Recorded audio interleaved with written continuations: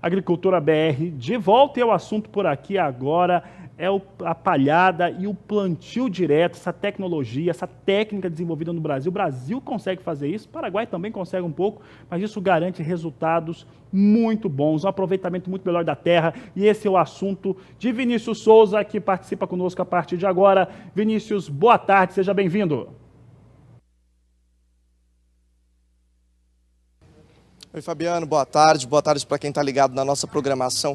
É isso mesmo que você está falando. O nosso assunto é o plantio direto, esse é um sistema de produção de palhadas, né? A gente acompanha tudo isso, inclusive o canal do Boi vem falando sobre esse tema já há algum tempo, mas quem vai conversar com a gente sobre isso, vai deixar tudo muito mais claro, é o professor Eduardo, que está aqui do meu lado. Professor, eu quero agradecer a sua participação, seja muito bem-vindo ao canal do Boi. Eu começo perguntando sobre a definição do plantio direto. Boa tarde, muito obrigado. O plantio direto é um sistema de plantio, né, como o próprio nome já diz. Ele tem alguns princípios. O primeiro deles, ele não tem o revolvimento do solo. Segundo, ele exige a manutenção de uma palhada, né, sobre o solo. E esse sistema precisa ser manejado. Ele é considerado hoje um sistema conservacionista, né, que tem melhores resultados em termos de conservação do solo, preservação do meio ambiente e também tem resultados de produtividade.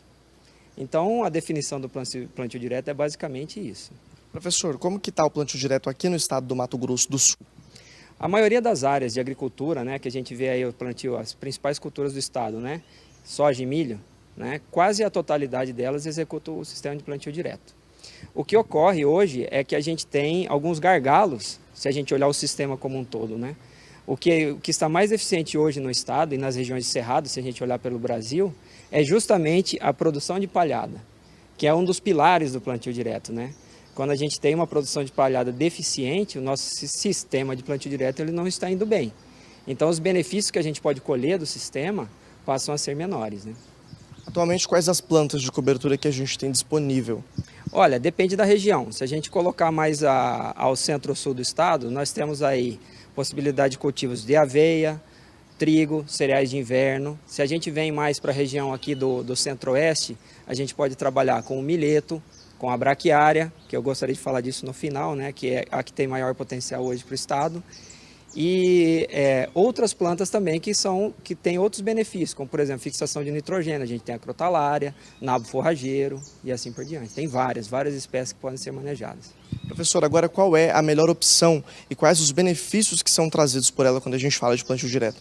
Hoje, para o nosso estado, a gente tem uma planta que tem uma alta capacidade de produção de biomassa, que é a braquiária. Todo mundo conhece braquiária, né? E ela pode entrar dentro do sistema, ela sendo semeada junto com o milho safrinha. Então é assim, ó, planta a soja, colhe a soja. O que aconteceu esse ano? A gente tem um atraso no plantio da soja. As áreas que tinham boa condição de palhada, o plantio fechou muito mais cedo. A gente conseguiu ganhar 2 semanas, e às vezes até 3 semanas de antecipação do plantio. Então a soja foi plantada mais cedo e o milho vai ser cultivado num período que ainda tem chuvas. Então quando a gente tem uma palhada boa, né, e essa palhada ela é semeada junto com o milho, a gente tem uma melhor cobertura do solo, que precisa ter por volta de 80%, aí, mais ou menos 5 toneladas de palha por hectare, para que a gente tenha a conservação do solo, que é a manutenção da umidade do solo, dos micro-organismos, a redução das perdas por erosão, uma melhor fertilidade do solo, uma menor queima de matéria orgânica, uma menor lixiviação também de nutrientes, que a gente utiliza aí nos adubos, né, das culturas. Então, o que a gente tem de melhor hoje é pouco utilizado no estado, né, que seria o plantio da braquiária junto com o milho.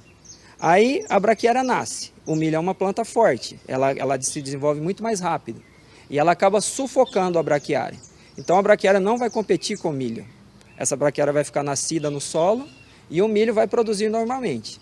Quando chegar lá, março, abril, que é o período de senescência do milho, que as plantas começam a secar, as folhas começam a murchar, o sol começa a entrar no sistema. E aí essa braquiária começa a se desenvolver.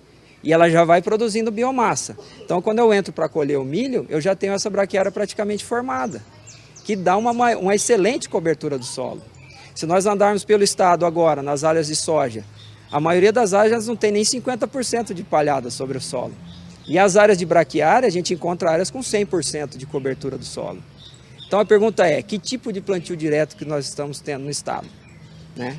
E eu diria hoje, o principal gargalo do sistema produtivo agrícola do estado está nesse processo de formação de palhada, que aí a gente não tem os benefícios. Então o solo acaba se degradando, compactando, que vai exigir mecanização, que isso está fora, né? O plantio direto não tem mecanização do solo. E quando nós temos um sistema funcionando bem, os verdadeiros benefícios, que são as áreas mais tradicionais que a gente conhece do Paraná, que fazem plantio direto desde a década de 70, sem revolvimento do solo, a gente passa a trazer essas condições ideais do sistema para o estado.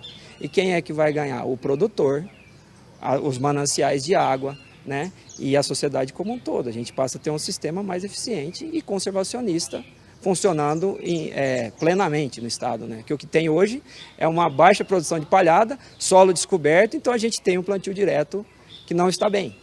Professor, e quais os benefícios indiretos para o plantio da soja e o controle do mato?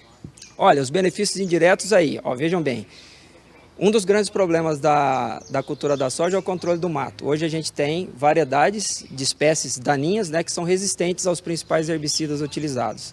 A gente tem resistência ao clorimuron, tem resistência ao Roundup. E aí, como é que a gente vai manejar isso aí em pós-emergência, depois que a soja nasceu?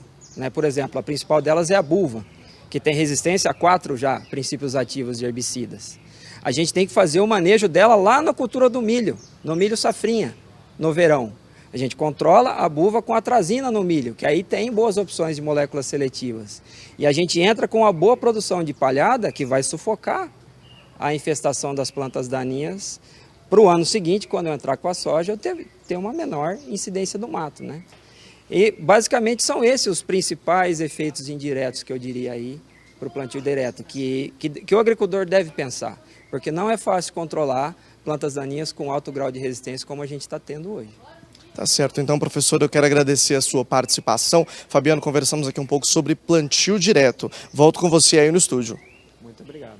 Tá certo, Vinícius, obrigado pela participação. Daqui a pouco